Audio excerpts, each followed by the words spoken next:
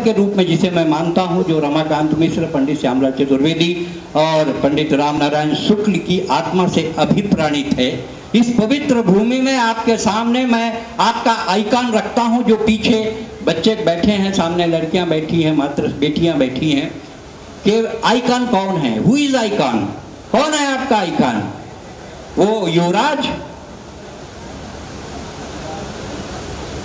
जो चिंतन करने के लिए बैंकॉक गया। मैं 10 बार बैंकॉक गया हूं, वहां सब हो सकता है, चिंतन नहीं हो सकता। कौन है आइकॉन? वो शाहरुख खान तोतला। अरे राष्ट्रभक्ति का स्वाद चख ले, अरे हक ले, एक बार किरण तो बोल ले। कौन है आइकॉन? Who is icon? और अगर आपको लगे कि मैंने सही आइकॉन बताया है, मेरा छोटा भाई कवि भूषण कहाँ गया? कहीं पर बैठा है। ये जिस आश्रम में रह के पढ़े हैं राहुल सिंह और कवि भूषण जी, उस आश्रम से अनुप्राणित मैं आपके सामने आइकॉन रखूंगा।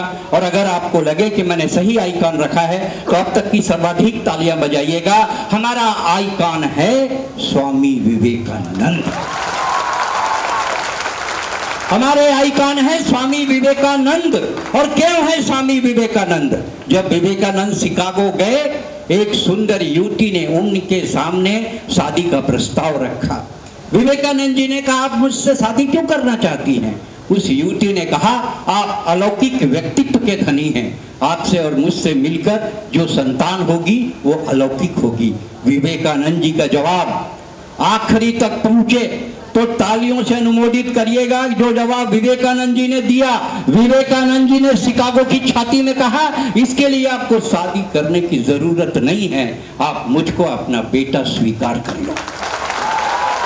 ये है आइकॉन। हम ये बनाना चाहते हैं हिंदुस्तान को। ये कॉलेज आपको ये बनाना चाहता है, हिंदुस्तान का आइकॉन बनाना चाहता है। एक अंग्रेज ने, एक अमेरिकन ने विवेकानंद जी से कह दिया, आपके हिंदुस्तान की औरतें, हिंदुस्तान की लड़कियां नैरो माइंडेड हैं, बैकवर्ड हैं। विवेकानंद जी ने पूछा, आप ऐसा क्यों कह रहे हैं? बोले, वो क्योंकि अनजान मर्दों से हाथ नहीं मिलाती, सेकंड नहीं करती। अगर विवेकानंद जी का जवाब आखिरी पंक्ति तक पहुंचे तो अनुमोदित कीजिएगा। विवेकानंद जी ने कहा, आपकी महारानी सामान्य लोगों से हाथ मिलाती है। आपकी महारानी सामान्य लोगों से हाथ मिलाती है। मेरे देश की हर औरत तुम्हारी रानी से कम नहीं है, वो अल्लू खल्लू लोगों से सेकंड नहीं करती। ये है आइकॉन। हम ये बनाना चाहते हैं हिंदुस्तान को, और आप हमारी मदद कीजिए। आने वाला कल आपका है। धारा 370 खत्म होती है, हम तो सलाह देते हैं, जब अभिनंदन को बागा बॉर्डर से लईस, मैं मोदी जी ला आइडिया दे, गाड़ी ला खाली मत भेजो, इसमें सिद्धू को बैठाओ। क्योंकि हमारे यहाँ रिवाज है, अगर पड़ोसी मिठाई का डब्बा भेजता है तो हम डब्बा खाली नहीं भेजते। हिंदुस्तान अखंड भारत है। हिंदुस्तान आने वाला कल का विश्व गुरु है, क्योंकि हम विश्व गुरु थे, विश्व गुरु हैं और विश्व गुरु रहेंगे। लेकिन जब गुरुओं के बीच में भी कोई तकलीफ पैदा होती है, कोई दरार पैदा होती है।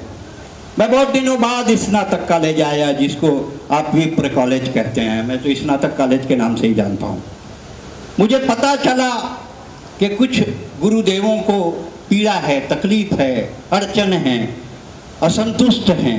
लेकिन एक बात समझ जाइए, आश्रम आपकी पहचान होती है। आप किस संस्था में काम करते हैं, संस्था आपकी ताकत होती है। व्यक्ति की कोई ताकत नहीं होती है, ताकत हमेशा संस्था की होती है।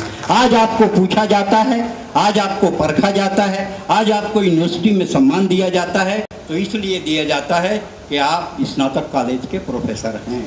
जिस दिन ये बैनर आपके ऊपर से, जिस दिन ये तमगा आपके ऊपर से हट जाएगा, आपकी क्या औकात होगी इसका अंदाजा आपको है नहीं। क्योंकि हमेशा हर युग में संस्था ताकतवर होती है, व्यक्ति ताकतवर नहीं होता है। संस्था से बड़ी कोई चीज़ नहीं होती। संस्था के लिए, परिवार के लिए, समाज के लिए जिए। क्योंकि एक चीज समझ जाइए, अगर आप बड़े बड़े यहाँ प्रोफेसर आए, मैं बहुतों को जानता हूँ, और बड़े बड़े जगहों पर गए, ये भी जानता हूँ लेकिन उनके जीवन की आचार संहिता थी कि सूरज के साथ रहकर वे भूले नहीं अदब। नोट करिएगा, सूरज के साथ रहकर वे भूले नहीं अदब, लोग जुगनू के साथ रहकर मगरूर हो गए। अरे आदमी ही आदमी का रास्ता काट रहा है। क्या हो रहा है इसके अंदर का जो संक्रमण है, उसको गाना चाहता हूं 2 पंक्ति में। मुझे पता नहीं है कितना संक्रमण है, लेकिन जितना संक्रमण है बैठ जा, तो बैठ जा, ये 2 को भी बैठाओ।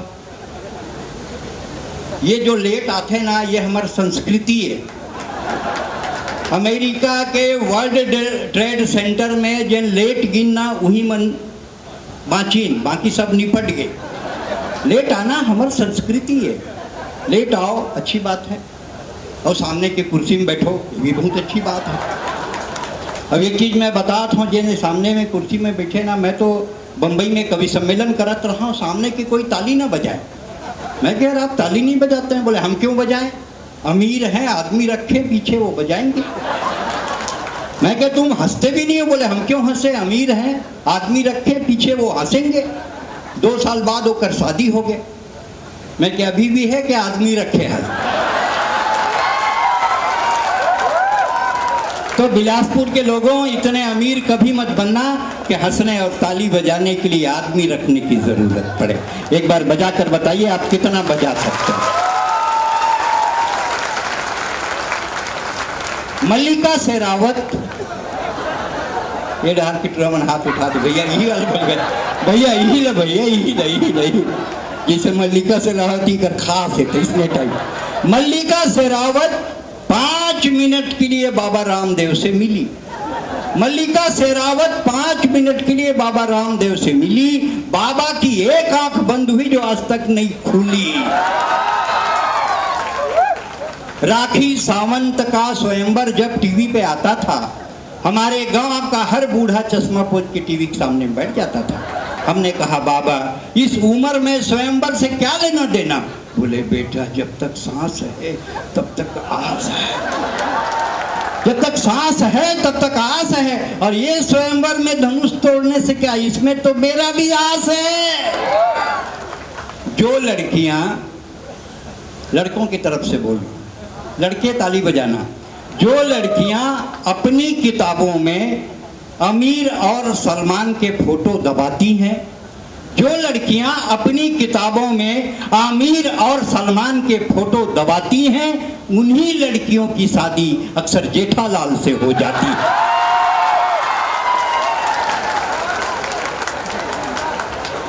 हम लड़कों के लिए बोलता हूं, इधर के लोग ताली बजाना रे भरपूर, तुम्हारी इज्जत का सवाल है। प्यार के चक्कर में मत पड़ना, प्यार के चक्कर में मत पड़ना, बड़े बड़े का भाग्य फूट गया। जैसे अनुष्का के चक्कर में विराट के हाथ से वर्ल्ड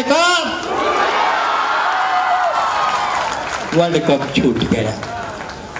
ये कॉलेज प्यार करने की इजाजत नहीं देती है, जैसा कि मेरे को प्राचार्य महोदया बताई है, यहाँ प्यार करना वर्जित है।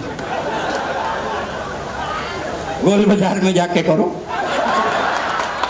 कॉलेज के कैंपस में ये सब नहीं चलेगा। अच्छा क्या होता है, लड़के ना अगर किसी लड़की से प्यार करते हैं तो वो और कहीं लिखे ना लिखें, टॉयलेट में जाके जरूर लिखते हैं, टीना आई लव यू, जैसे टीना वहां आएगी पढ़ने के लिए। लेकिन एक चीज समझ जाइए, मैंने हमेशा कहा मैं बहुत गरीब परिवार से आया, मैंने अपनी ज़िंदगी को बड़े संघर्ष से जिया, नौकरी करके मैं पढ़ाई की, यहाँ तक पहुँचा। हम 7 भाई बहन थे। मैं रामलीला में 10 साल पाठ करे, मैं 6 साल राम बने, 2 साल Laxman, and for your kind information मैं 2 साल सीता भी बने हूँ। है कि बात नहीं सही बोला था।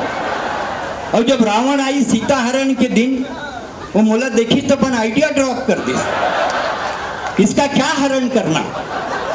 और मोला छोड़ के भी सोकर सेती वो रावण के अंदर रावणत्व पैदा हो गया। अगर वही दिन वो मोर हरण कर ले रही थी तो आज इतना व्याभिचार और अत्याचार नहीं बढ़ती जितना बढ़ गए। आप रामलीला में अपने आप दशहरा में अपने बच्चे को लेकर जाते हैं, चल बेटा रावण देख बे। आप सब बोलते हैं जितने बड़े बैठे हैं, चल बेटा रावण दिखा था, रावण दिखा था। काबर रावण दिखाबे? बोला राम काबर नहीं दिखा, रावण दिखाबे तो बेटा रावण बनी। राम दिखा तेकर सिटी रावण हर साल बढ़त, 50 फीट हो गए रावण, और राम भगवान वही टींगा की टींगा, छोटे छोटे।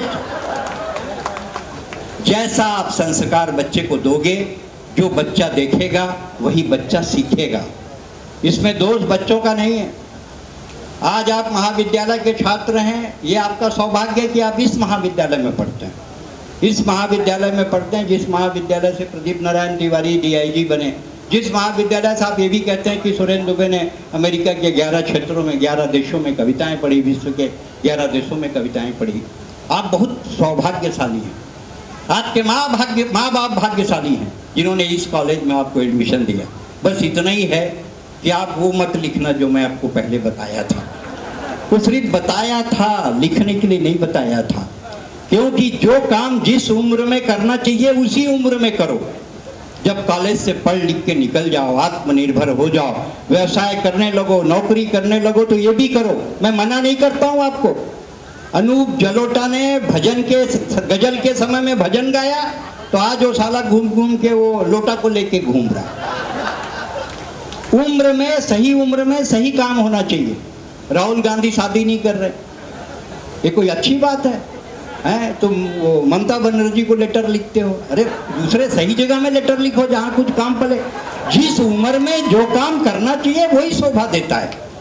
और क्या है, एक साधु बैठा था, एक आगे महाराज, मोर मोर बाई संग नहीं पटे, तो साधु की काकर बाई संग पटते,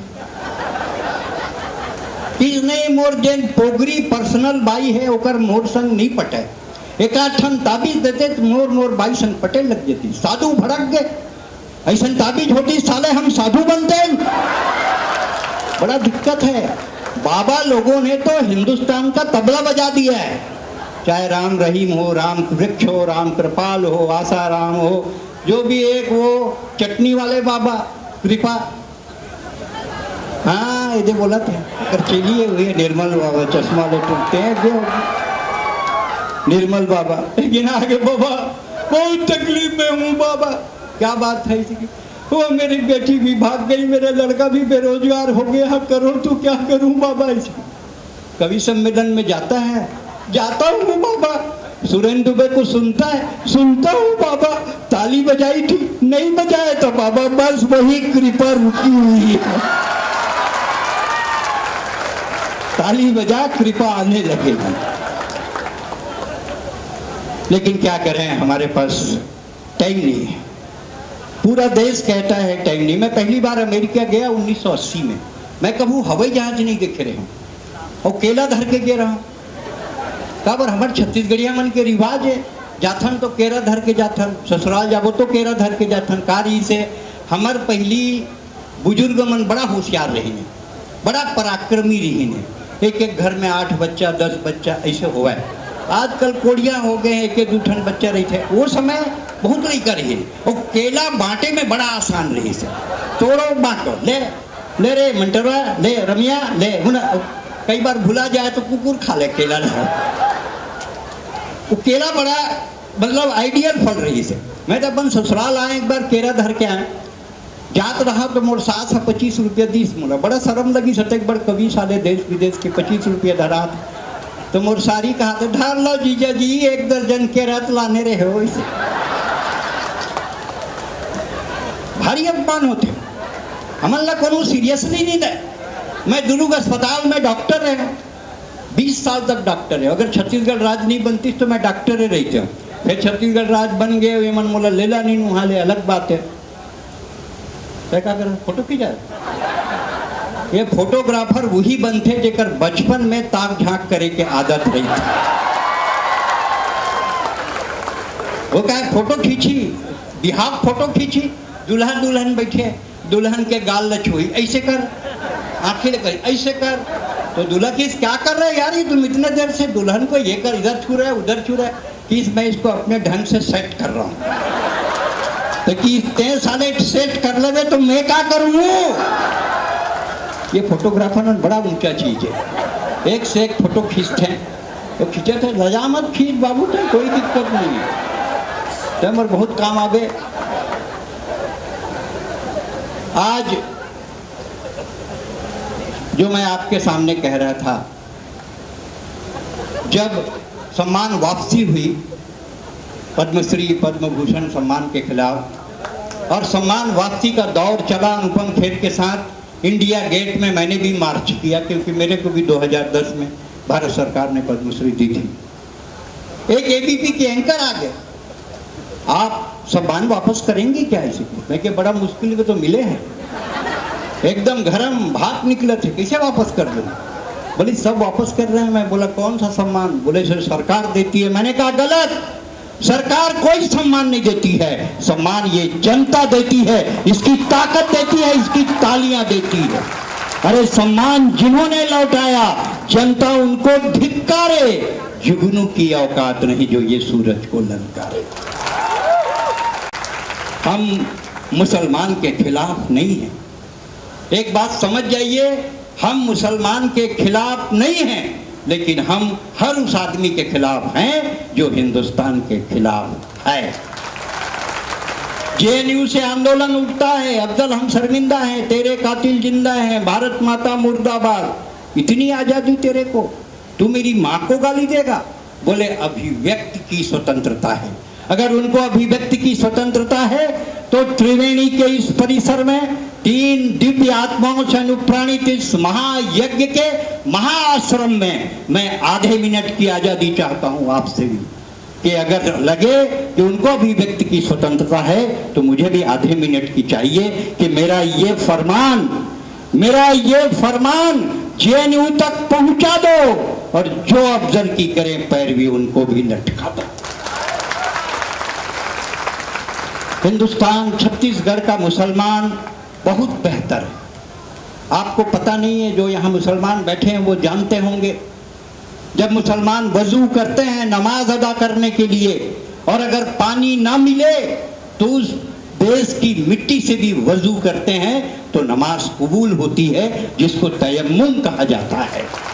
और हमारी सोच है कि दिवाली में अली बसें, राम बसें रमजान, ऐसा होना चाहिए मेरा हिंदुस्तान, ऐसा होना चाहिए मेरा हिंदुस्तान। जिस दिन मंदिर की घंटी से स्वर मिल गया अजान का, रूप बदल जाएगा उस दिन मेरे हिंदुस्तान का। लेकिन क्या करें, हमारे पास टाइम नहीं है, बता देना जब समय हो जाए। मेरे को पता नहीं रहता, एक बार चालू होता हूँ तो जितने देर तक आपकी आत्माएं चलेंगी, सांस चलेंगी, मैं आपके साथ रहूँगा। बसंती इस कुत्ते के सामने मत नाचना, लेकिन मैं तो गा ही रहा हूँ, नाच नहीं रहा हूँ तो अलग हुआ। और जब तक तेरी सांस चलेगी, माइक में मेरी आवाज़ चलेगी। आजा, भाषा कभी संकट नहीं होती। मैं चेन्नई में कविता पढ़ रहा था, एक आगे आयोजक बोले भाई साहब आज आप संचालन कर रहे हैं और एक कवि संस्कृत का आया है। बोला मेरे को क्या करना है? बोले आपको उनकी कविता का अनुवाद करना है। मैं बोला ये जो सामने बैठे हैं विवेकानंद, इनको संस्कृत आती है? बोले नहीं आती है। मैं बोला कर देंगे, क्या प्रॉब्लम है, कर देंगे, कोई दिक्कत नहीं है। उधर के माइक से चेन्नई के कवि ने कहा त्रिया चरित्रम पुरुषस्य भाग्य। मैंने कहा स्त्री के चरित्र को देख के पुरुष भाग गया। देवो ना जानी कुता मनुष्य, जब देवता नहीं जान सका तो मनुष्य तो कुत्ता है। भाषा कभी संकट नहीं बनती है, अनुवाद कहीं से भी हो सकता है। एक महानेता दिल्ली में भाषण कर रही थी, नाम नहीं लूंगा नहीं तो आप समझ जाएंगे कि मैं सोनिया गांधी की बात कर रहा हूं। हमारे देश में जो नर्मदा योजना है, बोला मैडम नर्मदा नहीं है, नर्मदा है, नर्मदा। वही बोल रहे हैं, ये बोलते हम कुछ किए नहीं है। हम एक नया राज्य बनाए हैं, तेल लगाना, सांस लेना है, लंबी सांस लेना है। मैडम तेल लगाना नहीं है, तेलंगाना है, तेलंगाना। भाषा कभी संकट नहीं बनती। मोदी जी आते हैं, बहनों और भाइयों, मित्रों, आज रात 12 बजे के बाद 500, 1000 के नोट लीगल टेंडर नहीं रहेंगे। तब से मैं 8 बजे टीवी नहीं चलाऊं, का बोली तेकर का ठिकाना नहीं है। मान लो रात के 8 बजे आ जाए। बहनों और भाइयों, मित्रों, आज रात 12 बजे के बाद पति पत्नी के संबंध लीगल नहीं रहे। का भरोसा भैया? मैं तो मनीष तिवारी बोले, अगर मान लो मोदी जी स्कीम चलाई, भाई वापस करे कहते जाबे नहीं, मैं नहीं जाऊं। इसे मैं क्या भारी माया कर सकता है बहुरानी से? इसे माया वो एक बात न है। मोदी जी 1000 के बंद करी, 2000 के चालू करी, 40 साल के बाइल धर के जाऊं, 80 साल की दी तो मुलाकात पोसाई।